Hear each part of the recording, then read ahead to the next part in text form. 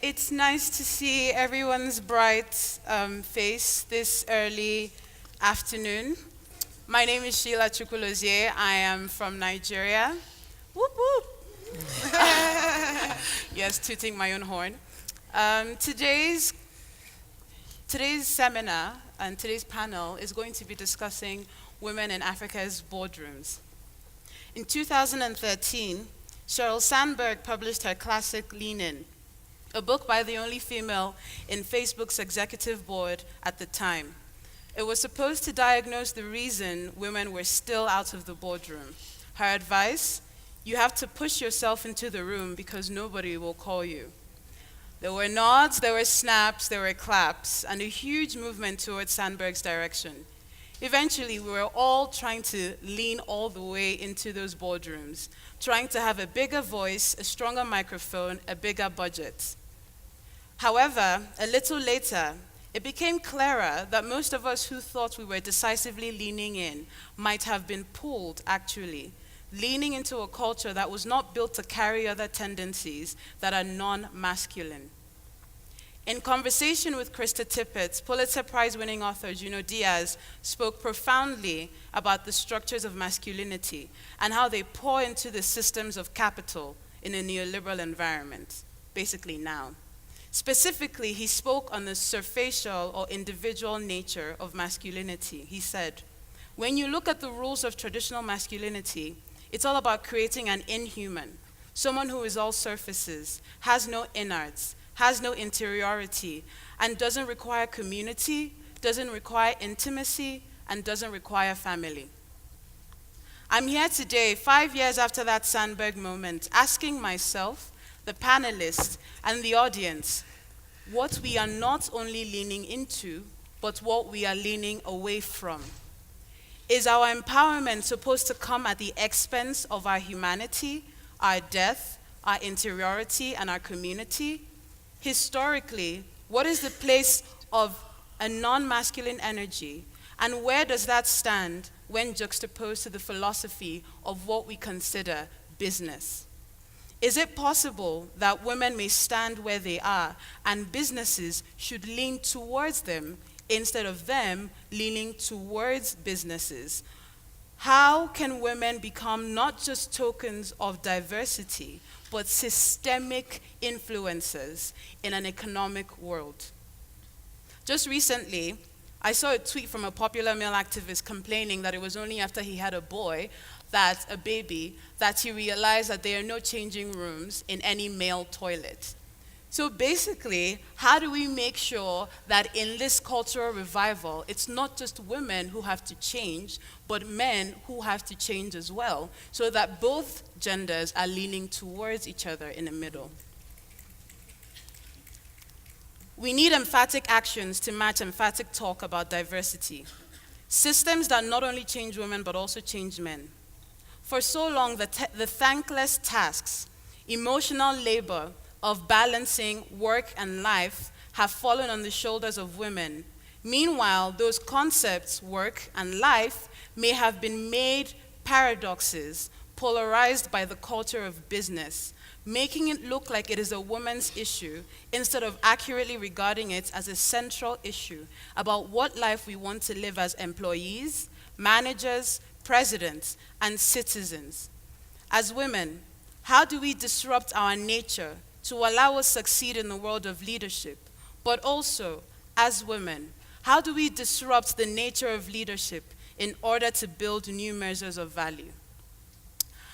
So today, to help us find our way through these very dense questions, I will take no criticism for the densities. In order to help us answer these dense questions, I am joined on stage by these lovely, phenomenal influencers. I mean, I was just standing here and people were already going crazy talking about, oh my God, my life has been changed by taking a picture with this woman. And all of a sudden I'm called to be on stage and I'm thinking, am I even worthy? So close to me, I have Polo Letekaradebe. She's please forgive any butchering of the name. She's a South African entrepreneur and venture capitalist who once served as a director of South African Venture Capital Association. She is currently the Chief Executive Officer and founding shareholder of IDF Capital, a small and medium enterprise advisory and fund management services firm which invests primarily in women entrepreneurs. As in the private sector, she has also served as a leader in the public sector as Chief Director for BEE at the Department of Trade and Industry. Last but not least, she is popularly known as one of the Dragons, a group of investors who offer South Africans investment in their businesses, which shows currently on Mzansi Magic reality show called Dragon's Den.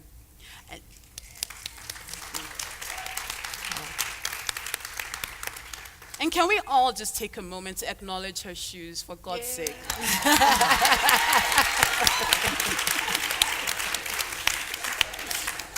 This is the revolution, guys. This is the real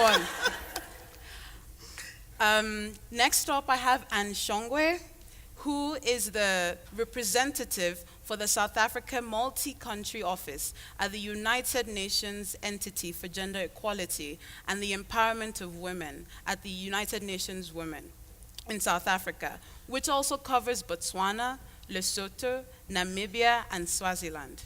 She has had extensive experience as a senior international development professional for 20 years, including 15 years with the United Nations, where she pioneered innovative and successful programs on gender and development, combating HIV and AIDS, and the public sector capacity development. Anne's career at the UN included senior-level positions in management of country programs and regional advisory services across the African continent. She is also currently the founder and CEO of Afros.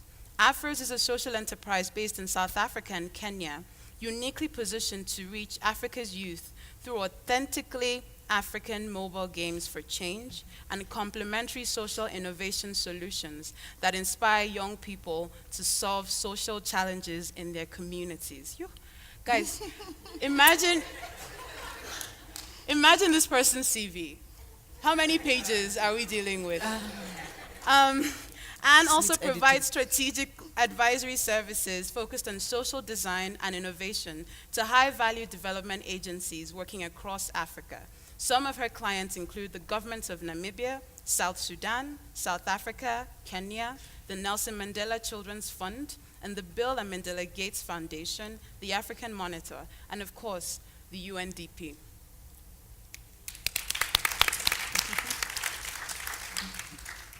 And finally, gracefully, we have Khanyi Dlomo.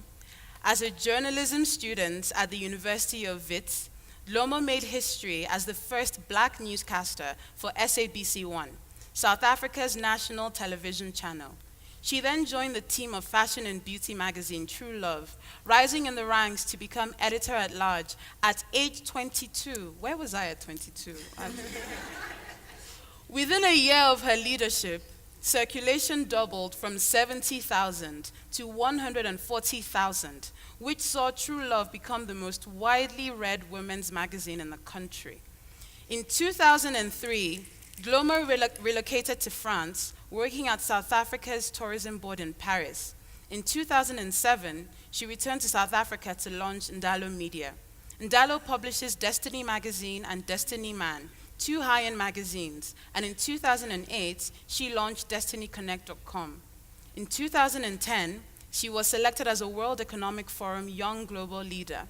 In 2017, Ndalo Media acquired the licenses for the L and L Decoration media brands. And this year, Ndalo Media launched its television division, Ndalo Pictures, by securing the South Africa license for the global fashion design TV show, Project Runway.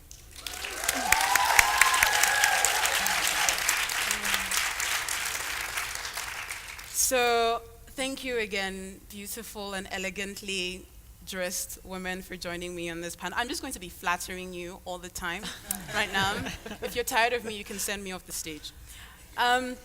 So my first question is going to be directed, actually just to explain, I'm going to ask questions, but I'm going to direct them to each speaker, and then I will open the floor to other speakers, just so you can follow. So my first question is directed to you, Apollo, because I know that you work so heavily with capital and investments, and you work in this finance sector that seems impenetrable by women. So diversity has become a powerful word today. Corporations that couldn't care less about it in the past are working hard to make sure that their staff consist of an equal number of women and men. However, numbers do not equal influence. A recent McKinsey report that was just published shows that it is more likely for women to get roles that are related to women's issues, while the leadership roles that affect the company or the country at large are still left to those who have been winning those types of roles, e.g. men. 5%, according to the McKinsey report, 5% of CEOs are women, 22% of cabinet members are women, 25% of parliamentarians are women, only 29% of senior managers are women, and only 36% of promotions go to women. And yet, we still get things like the pink tax in the United States, where women's products actually cost more than men's products. So, from your perspective, can you speak to this symbolic nature of a diversity that is merely ceremonial? How do we get more women into the boardrooms and equip them with the resources they need to influence institutional changes within the internal board and the external world? Thank you so much for that, and good morning, everybody. So this is a topic that I spend a lot of time thinking about because of the work that I do. And in fact, that same report that you're referring to also goes further to say that it has been proven that companies that have got a minimum of 30% women in executive positions, actually, the bottom line is significantly impacted positively. And that's where I want to start the conversation. I think that there is a commercial case to be made for inclusivity, for diversity. And the debate has sort of been stuck in the softer side, or on the softer side of the inclusion of women or other racial groupings or different people, whatever that means. And until very recently, nobody has ever really applied their minds to how does it impact us as a company, as a country, when we are not inclusive of every part of our population. So I do think that because of studies like this, we now at least have something tangible to start having the conversation about. And we need to do more of this kind of work, a further understanding, empirically, what exactly the benefits are, or rather the disadvantages are of not being inclusive. What I have found, however, in terms of my practical experience as a professional and later on as an entrepreneur, is the importance of women understanding that they belong, that they are entitled to occupy the spaces that are available for all population groups. And oftentimes, and this is what Ms. Sandberg also talks about in her book, that we walk into a room and our very demeanor is already apologetic. Sorry for being here. Can I sit in a corner?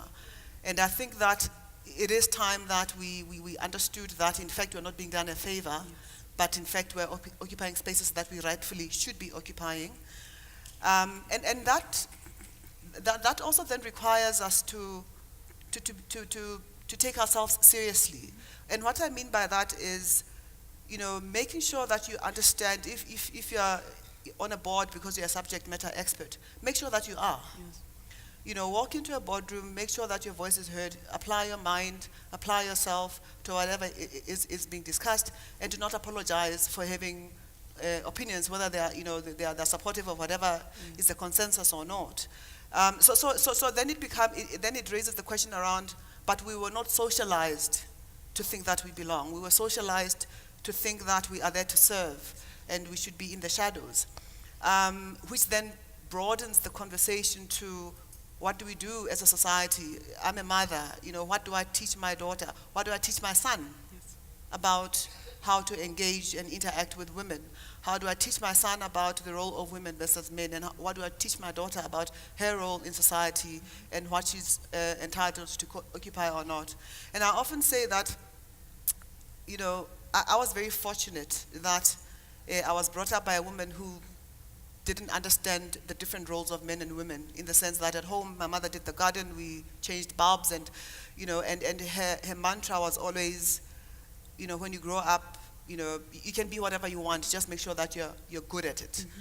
And I'm very thankful for that, because it's not every girl who grows up in an environment that is empowering, that says you belong, you too are deserving, you can reach for the stars. And I think as a society, because we do need to take it, it's not just about what happens in boardrooms where there are men who, the nasty monsters that we talk about. It's also a reflection of the society that we come from, and what we teach and reinforce on a day-to-day basis. So I would say that medium term, of course, or rather in the immediate term, those of us who have the opportunity to be on those boards, we need to start acting the part. We belong, and we deserve to be here.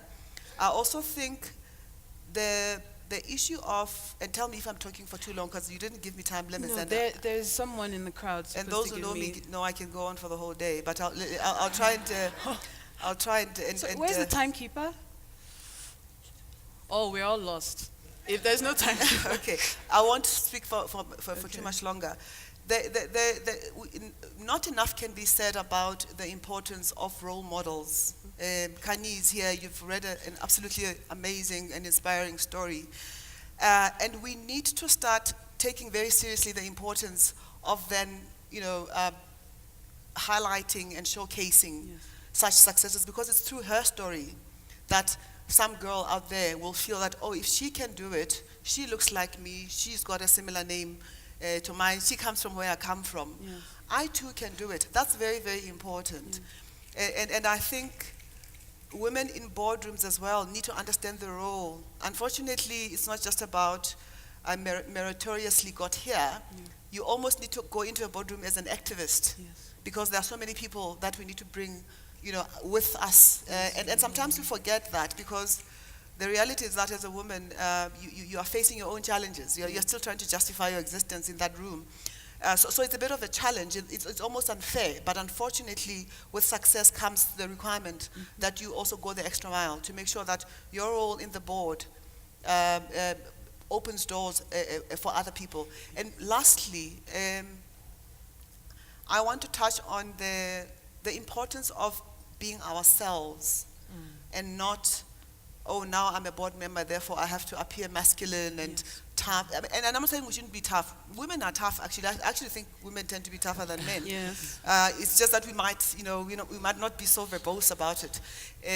So I think that we need to understand that it's okay. Our femininity, in fact, our strength lies in our femininity, and it is our responsibility to bring who we are, our essence, into the boardroom.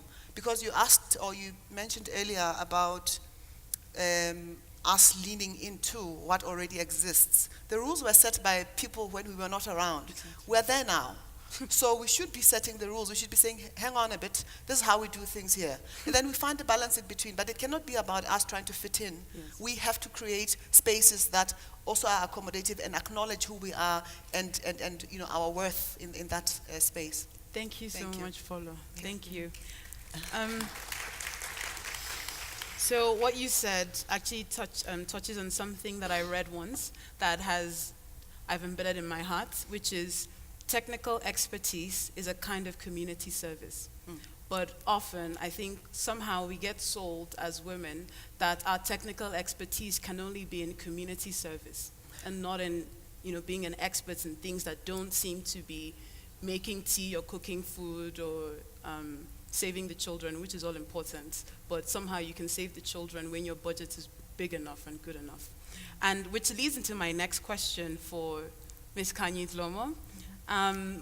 The idea of woman as a symbol, as a synonym for nature, Mother Nature, for instance, it leaves women feeling that they have to present themselves as symbols of safety, stability, and rest.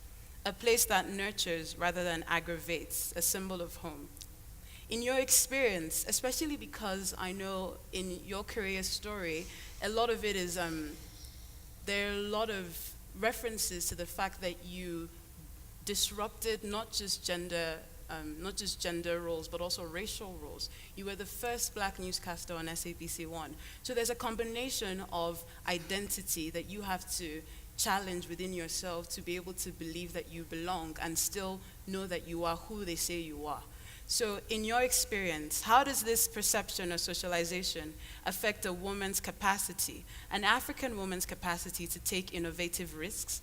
And since women often want to uphold stability and peace, how does it affect a woman's capacity to disrupt? Thank you, and thank you everyone. I think that there's so much power in the things that Pulu has said around how we should be carrying ourselves, because I think a lot of this challenge that women face in the workplace has a lot to do with where we come from, just our perception, our beliefs, or non-beliefs in ourselves. Just after I left, you mentioned in my CV, just after I left Paris, I spent a bit of time studying full-time in the States, doing my MBA at Harvard Business School. And what was interesting for me there was watching how some of the smartest women, some of the most accomplished women, conduct themselves in environments like a negotiation class and in environments where you're doing that job search and negotiating salary and so on. And we really do need to, as women, I think, start from the point of view of trying to be the change that we wish to see in the world, to quote the oft-quoted words of Gandhi. So when we go into a negotiation as women, we do go into it with that Mother Nature view of giving, of letting the other person have more, of nurturing, and there's nothing wrong with that. But I think the key difference with men when they go into negotiation, just observing some of the people from my MBA class, and I was guilty of some of this as well, is that men often go into a negotiation very clear about what they want to achieve. And the discussion and the negotiations and the questions and even the trade-offs they make come from a point of view of this is what I want to achieve. This is what I want to get out. We tend to go into those situations with how much can I give, and how accommodating can I be? And I think a happy medium obviously is a combination of the two, but I think that as women, that's one of the things that we can learn and just try to adapt into the way that we go into these types of discussions. The other comes in the job search and salaries. So there's a huge amount of talk around the discrepancy of salaries between men and women. And a lot of it also does come with the fact that as women we go in with lower expectations.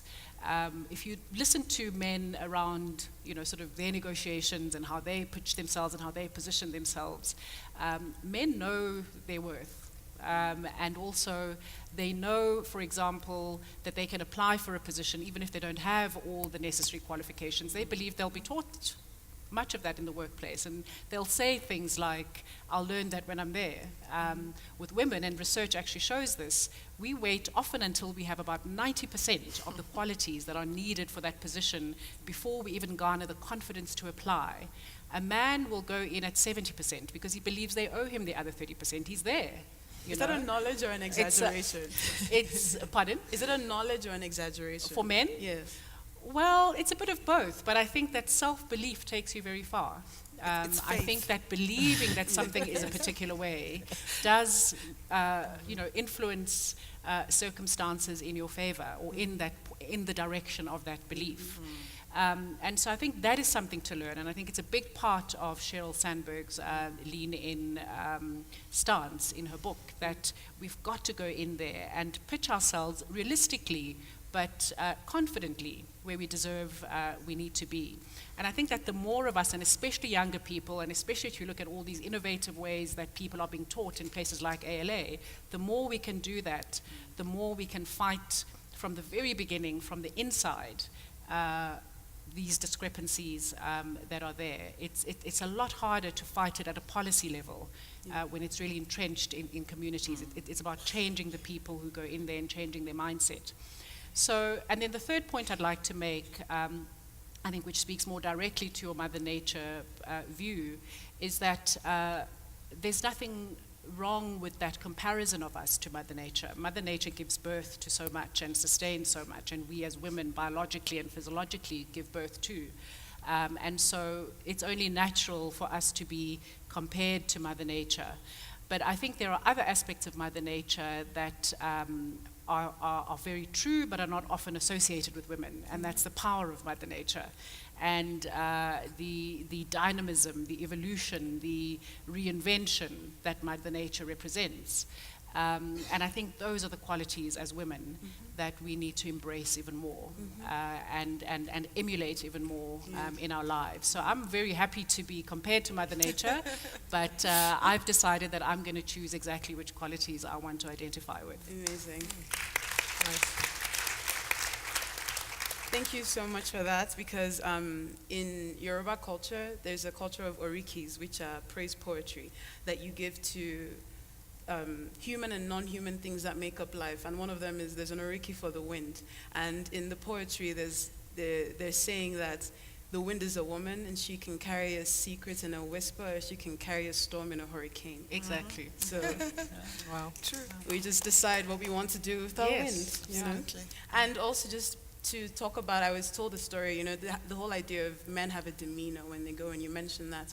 When I was working in General Electric, my boss used to say that it's so much easier, and she was a woman, it's so much easier to give men promotions than women, because her door is always open, but it's the men who will stroll by and say, oh, good afternoon, how are you liking the sun? Would you also like to come see what project I'm working on? You know, they're very forward in terms of saying that they are here and announcing and not allowing you to forget their presence. And I think that's one thing that we might be able to do.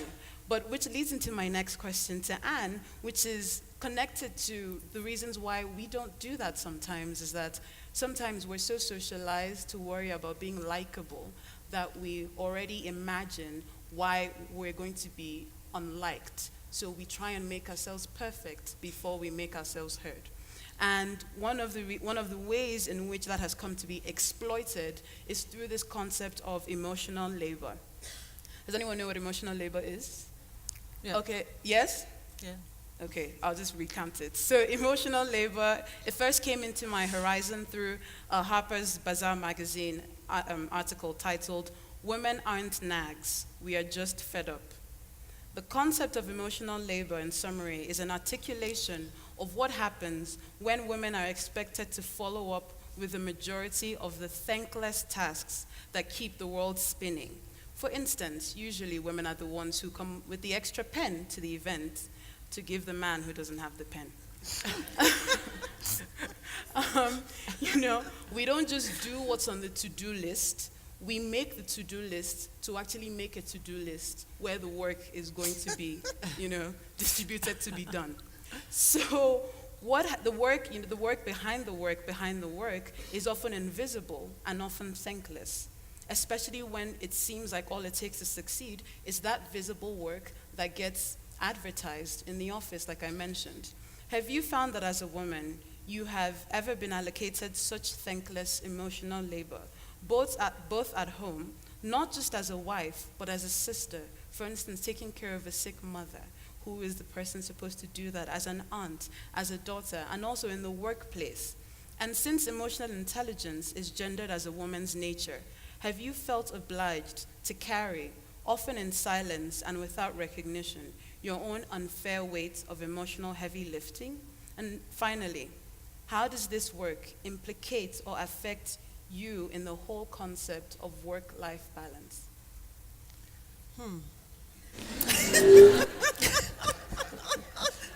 I just flew in from Addis Ababa, okay?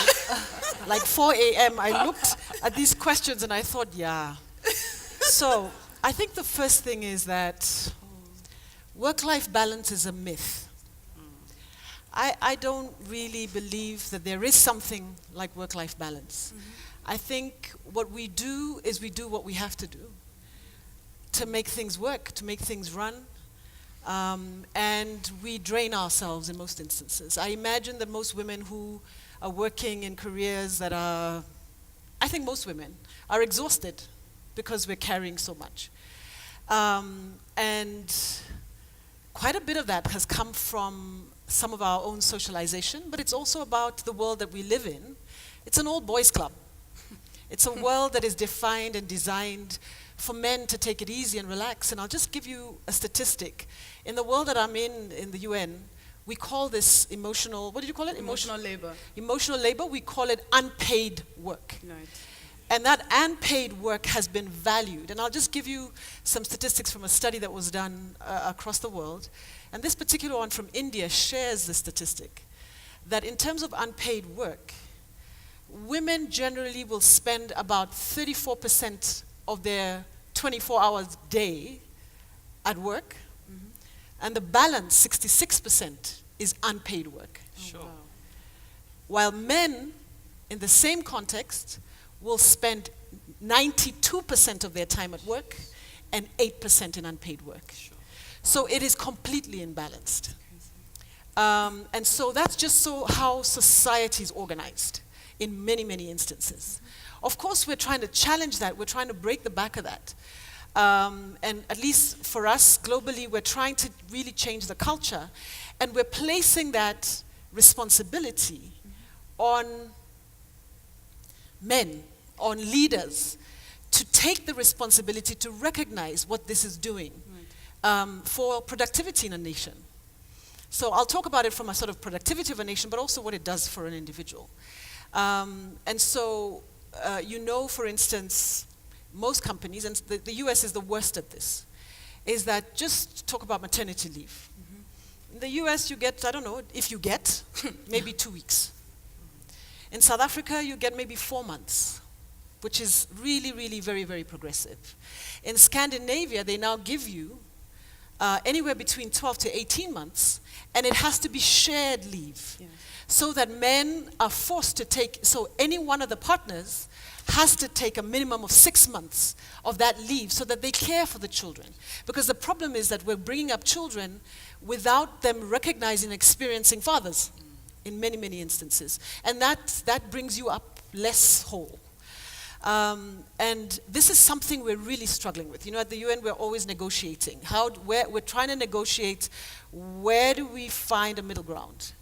This is what I was doing in Addis Ababa. Tough. Because at the time, you've got societies who are saying, lock women in those roles. This is what makes us African.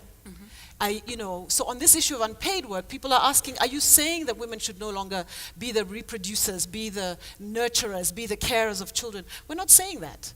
But what we are saying is that because of the way society is and the need for productivity and the kind of work that is happening in the economy, women too have to be able to work the 90% if that's what it takes. In my case, given that sort of 60% that I'm expected, if I just take that figure, what I know is that I'm in a society where I can outsource that. And so I outsource that to a helper who carries a heavy, heavy responsibility. Otherwise, I couldn't have been in Addis Ababa right now. I would have had to be at home taking care of my 3 children and my 4th child, who's my husband, as well as, which is sort of the expectation. Now, fortunately, in my particular instance, I have to say, and this is something that I say to young women when they tell me about men they're dating, and should I get married to this man and all this kind of stuff, I always say that I thought my husband was kind of cute, but I chose him when I met his parents. Because his father said this to me. This is Swaziland. This is a country where shared work between men and women is not acknowledged or accepted. My father-in-law at the time said to me, he adorned an apron, and he said to me, "What can I make for you for lunch?" Just that statement changed the game entirely. Because I knew that it would change what the relationship would be like in my home.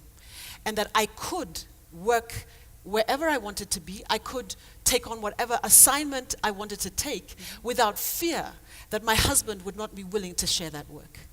But this is not the standard across the world. The standard across the world is that unpaid work, the burden is on women. Yeah. But that doesn't take away from the fact that I myself carried and have carried for a long time some of the emotional, knowledge of what, I've grown up in a patriarchal environment. I've grown up with a father who didn't get water for himself because somehow it wasn't his responsibility. So my daughter the other day, we have a schedule for how we, who washes the dishes, right? So everybody has a day. And, my son happened to be at home, and here we are, and I'm saying to him, today's your day. And my daughter walks away and she says, I'm so glad that you insist now. And I said, what do you mean? So she says, when we were younger, you didn't insist that he had to do it. And one day you actually said to me, when I said to you, why should I wash the dishes? You said to me, because it's your responsibility, because you're a woman. Now, I don't remember saying that. But She said. it is entirely possible, because breaking yourself out of this patriarchy is so tough that even, and I have to say this, as I send my son off and watch him wash the dishes, I have this discomfort. And I'm thinking, shame, maybe I could help you a little bit, son. So it is everything in me recognizing that I'm bringing up a young man who needs to grow up in an environment where he will be confronted by this. So I'm not doing him a favor by making him feel, sort of inadequate in that space. And so I have had to pull myself back and say, equal work, let's share this. But the world is not accepting it. Yeah. And as you said, Kanye, pay. Right now, across the world, 70% is what women earn versus what men earn. Sure. That's the standard. In our society, it's generally 60%.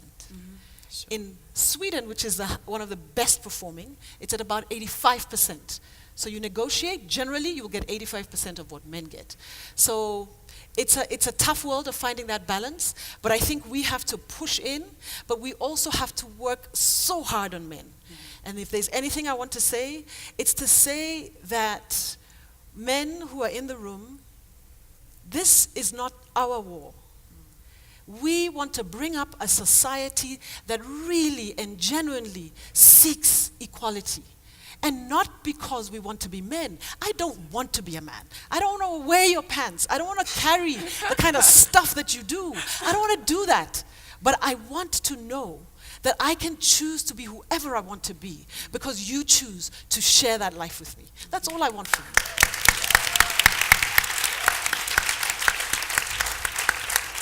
So at this point, I'd like to say, men, for Father's Day, I'd advise you to get an apron that says, what can I make you for lunch? For the future, it's an investment. Thank you so much to these three wonderful, inspirational speakers. I'm still absorbing everything, but now I'm going to open up the space to the audience. I will be able to only take a few questions. So if you have a question, can I see your hand up? You may also apply for the lottery. Okay. I'll take one from this side and then I'll go over to the other side. You, then you, Claudia. Is there a microphone? Yeah, yes. Hello. First, thank you so much for sharing these amazing insights with us. It's really great to hear from people that we respect and that do incredible work in their personal lives and professional lives, so thank you. My question is, all of you are really busy with multiple titles, and just for entrepreneurs, something that's really actionable that we can take away today is to find out when you're overwhelmed or busy or distracted or unfocused, what is it that you do to get back into focus? What questions do you ask yourself to just prioritize whatever's sitting in front of you?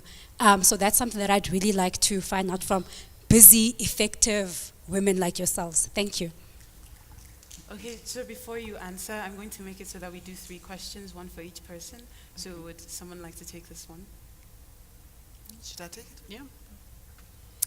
What is the question again? Oh, yes. So I think I often say that you can't run away from the fact that you're busy, right? When you're an entrepreneur and you're interested in a number of things. But what I've found works a lot is having a proper things to do list. And you don't always stick to it. But what it helps you to do is to tell how far off you are the track. So that's what I do. But sometimes you also need to be kind to yourself. And a friend of mine says, just sit in it. Let it be. And sometimes whatever it is that you're trying to find will find you in that chaos and madness. Thank you so much, Polo. Claudia?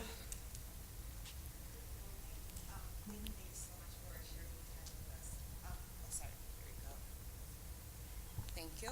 So my name is Claudia. I'm a former I'm an ALA alum, and I'm currently working for a company called Cross Boundary here in Johannesburg. It's an investment advisory firm. So one of the biggest challenges, so we work a lot with private equity companies as well as VC funds on the continent, and one of the biggest challenges that we've seen with women-led investors is that they're unable to get the right type of deals that would actually reach financial close to help them set out track records that will allow them to kind of get more and more deals in the space and make them competitive. So I just had a question particularly for you, Polo, since you work with a lot of entrepreneurs and other similar type of VC funds, if you have kind of experienced those types of challenges and how you guys have been able to overcome those. Please. Challenges of women not finding the right types of businesses to attract. Well, I don't agree that that's the case. Just to give you a statistic, when we started 10 years ago, the numbers that we were being given by the Finmark Trust were that 30%, women received 30% of funding and whatever business support. And we wanted to turn that statistic around. And 2 years ago, we were sitting with 72% of our portfolio being in women-owned businesses. So I don't think that that's necessarily the truth. I think we just don't know how to find women. I think private equity players, you have to remember that private equity is a network. It's a network of boys. And boys will network with other boys, right? So they'll go to rugby, they'll go to soccer, they'll have beer together. And that's where the deals are done. The deals are not done in the boardroom. In the boardroom, we're just finalizing the detail.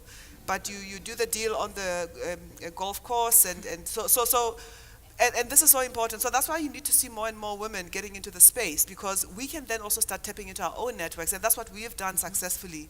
We have these conversations. Okay, I don't do a lot of tea parties, but should I be at a tea party, I would have the conversation. So I've found that we actually need to go where women are. We spend a lot of time with women associations, business women's associations, and you know, those types of platforms, so we know that we'll find women entrepreneurs. I will say this, but very carefully. What I have figured out, or what we have figured out, is that a lot of women need permission. So the point I was making about Kanye, if Kanye stands up and says, you know, I'm the CEO of Ndalo Media, I've started it from whatever, and here I am, I'm, you know, doing exceptionally well. Another woman who had those ambitions, but was, you know, felt that, oh well, I can't do it. Immediately by you appearing in front of her, you've given her permission to actually you know, actualize that dream, and that's what we do. So we try. So I'm here today. I'm hoping that there are women in this audience who can say, "Oh, okay, I can go to Polo and try and raise capital." So I think that is the problem with private equity and VC. It's the boys that make the decisions, but they're not meeting the girls because they're not in the same networks. Okay, before I ask, I need to beg for time, because I would like to have 2 questions for both Anne and Kanye. Thank you. So can I have a question for Anne? I'm just going to go. Okay, please. Oh no, I'm sorry. I'd like to take the man in the room. Privilege. I'm sorry. Hello, my name is Carl. I come from Côte d'Ivoire, and I have a problem that I met in ALA as a man feminist, and I don't know how should I react when someone is telling me that he's definitely not a feminist. Like, he strongly believes that men and women are unequal. I don't know how to react, because in the same time you need to respect his opinion and you need to respect his tradition and all of this. So how should I react when I'm in this kind of situation?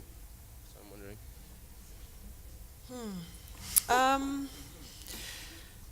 You know, it's a tough one, because it's how we've been brought up. And where our beliefs formed. Beliefs are formed in our churches, in our families, in our schools, and so on. So I was here, actually. I don't know if you were here for the DCS.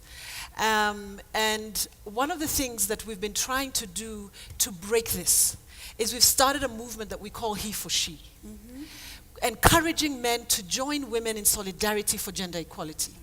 And what that means is that we've got to do a lot of breaking of existing beliefs and paradigms and be able to show them why it's in their interest for them to come along. And many times, we as women have fought so hard to get any kind of respect. And often we're pushing against a wall, right? But when we start working with He for She, what we're saying is, let's find men like you who are willing and courageous enough to say, I'm a feminist, right? And we now have the pleasure of announcing a head of state who claims to be a feminist in Canada, for instance. And in Sweden. And, so we've got more and more of them.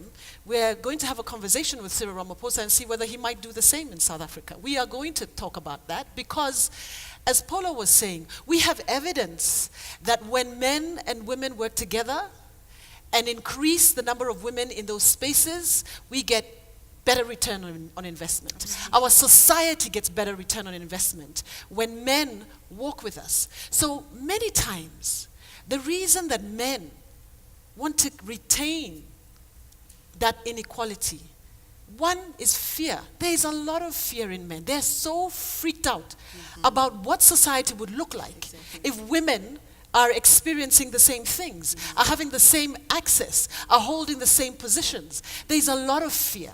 So not that I want to soothe you, scared man. No, it's not that. But I want to encourage you that you're making choices to stand side by side. There's a famous Liberian thing where they walk around and they say, no longer men in front, but women on the side by side. Side by side, we will change society, right? So a lot of it has to do with getting men like you to mobilize other men. So what we're doing with He for She is going into, right now we have 1,000 owners of bars and taverns in South Africa who are declaring zero tolerance to violence in their bars. But we couldn't do it as women trying to convince the men not to abuse women. But if other men convince others to do that, we're getting better results. Yeah. And so really it's about you, and I know that ALA now students are talking about setting up a He for She community. Happy to help you with that. That He for She community that we set up here, we will slowly buy in one after one after one, and I believe we could transform this campus easily. Actually, the He for She movement has already started transforming the campus because when I was here, I started an arts organization that was just for women, and then it was after I left and I was working on a camp that I found out about the He for She movement, and it completely changed the strategy. Yeah. So I had a camp for both boys and girls, and one of the boys got into African Leadership Academy and has graduated. Lovely. Based on the He for She movement. Yeah, it's So does anyone else have a question for Kanye? Please. Oh, not for Kanye. Oh, after you can still talk to Anne. Does anyone have a question for Kanye? Yeah, that's it. Sheila? Yes? Yes, The lady? Oh, please. Oh. Sure. Sheila? The one in white. The one. Sorry, did you want to ask Kanye? Okay, please. Sorry, I thought you wanted to ask Anne. Sorry, she has been, so. I've also been. Okay, let's please ask. Thank you. So, my question is, we're trying to get, I know we're trying to get more women into boardrooms, but girls, we become the women that want to get into the boardrooms. But what I've always noticed is from like a really young age, a boy could say something, get away with it, I say it, I'm rude. A boy says something, gets away with it, I say it, I'm talking back, and it doesn't, and the sad thing is it doesn't come from men or boys. It's not boys or men who tell me I'm rude or who tell me, oh, take a seat or things like that. I come from a home where my mom is the head. She's the financial backbone, everything. So I've always seen the woman figure as the one in control. And so it's very hard for me to just like, those things don't move me with them. You're a man, so what? But then it's, even in this space, saying things that you need to say, because like saying things that need to be said, just by virtue of being a girl, I'm seen as a deviant, and I'm sure that happens to like other girls who have the same thing. So if we are supposed to be the women who take initiative and claim what is ours and sit in boardrooms, how then do we fix the problem with girls like me who would come and tell me, no, don't say this because it sounds this way, it sounds that way, whereas a guy can say it and he's just being a guy. Okay. Because then we're the ones pulling each other down. It's so hard to do anything. Even in this way, you do something, and it's girls who would come and tell you, or girls who sit in corners and say, this girl is doing this girl is saying too much, she doesn't keep quiet, she doesn't do this, she doesn't do that. But then the boys do it, and they are just being boys, and they get to be heard. And Thank so you. I don't know how we fix the problem. Thank you. So, I found that the least overwhelming way to fix any problem, and especially a big societal problem like that one that's deeply entrenched, is to fix it from a future perspective as opposed to the past. So the past is done. We've made the mistakes, there is the conditioning, there's all the things that have happened. You know, Anne was just talking now, as open-minded and liberated as she is, she still gets that knot in her stomach when she sees her son washing the dishes, and she has that internal debate. That's the product of conditioning, both conscious and subconscious conditioning over years, and I think that effort and energy spent trying to fix what happened in the past, or trying to go back to the past, to your elders, is not the most efficient use, I think, of one's energy and time. What we have to do is firstly start with ourselves, again going back to the idea of being the change you wish to see in the world, and mobilize around ourselves similar-minded people. There was a quote in here as we walked in, I think from Margaret Mead, who says something along the lines of that the biggest changes in the world are not made by large groups of people, but by small groups of people who make a decision about an idea and follow that through. And that's the same with changes of apartheid in South Africa. And other changes, you know, one can quote across the world. It's that small cluster of people who start off with a clear vision and faith and commitment and diligence and persistence and integrity, and keep pushing and eventually attract and gather momentum around them. And so you're young enough, I think, to start that, because you have the passion and you know what it is that needs to be fixed. And amongst your friends who do complain about you being rude or being arrogant, find the ones who don't do that. And together mobilize. And when you become a parent, decide that from the ground up, that's the kind of mentality you're going to give your daughter. Yeah. Because children are not born like that. I mean, my 7-year-old daughter, I haven't even begun to have the kinds of conversations that I know my husband will have with her around her worthiness and her equality. And already she says, Mommy, but why do all the children or why do all the characters in the stories that you read for me, all the boys do the interesting stuff. And all the girls are just waiting for the boys to come and save them. That I thought, wow, I haven't had that conversation with you, but you're already noticing this discrepancy. So already the conditioning starts in the fairy stories and in the books and that children read. And what that tells me is that we're born equal. We're born knowing the greatness and capacity in each of us, whether we're black, whether we're white, whether we're African, European, American, and whether we're male or female.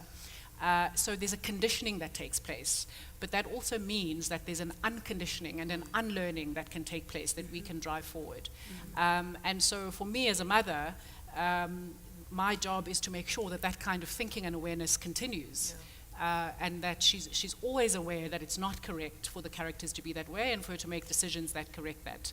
And for you going forward, I would say, make friends, networks, causes that change the status quo, and you'll find that in time there'll be enough people to build that momentum that's needed to make a really significant and broader change. Thank you so much, everyone. we've all had an interesting experience here. When they were talking, it reminded me of a conversation I was having with one of my friends. We were asking why mother's so dramatic. And so she sent me a picture from Twitter of this girl that said, "My mom once printed a fake death certificate and gave a copy to my sister, my dad, and I, saying we had plans to kill her with stress. But she had been kind enough to do the paperwork, since we would probably just leave her in her bed to be overtaken by ants." And so this conversation has opened up that it's funny in the context of a joke, and when you see these breakdowns, they can be laughed at later, but there's a systematic reason why women are overburdened with thankless labor that doesn't actually allow them translate their vision or their imagination into public service or into a service that is visible and can be remembered and historicized as the work of women or of a woman. And so as we go out there in the world, I would like us to acknowledge the invisible yet significant work that keeps the world turning, done by your mother, your grandmother, your aunt, your sister, your daughter as well. And you should take that moment to make it visible so they remember that they matter and their work is valuable. Thank you very much for joining us in this.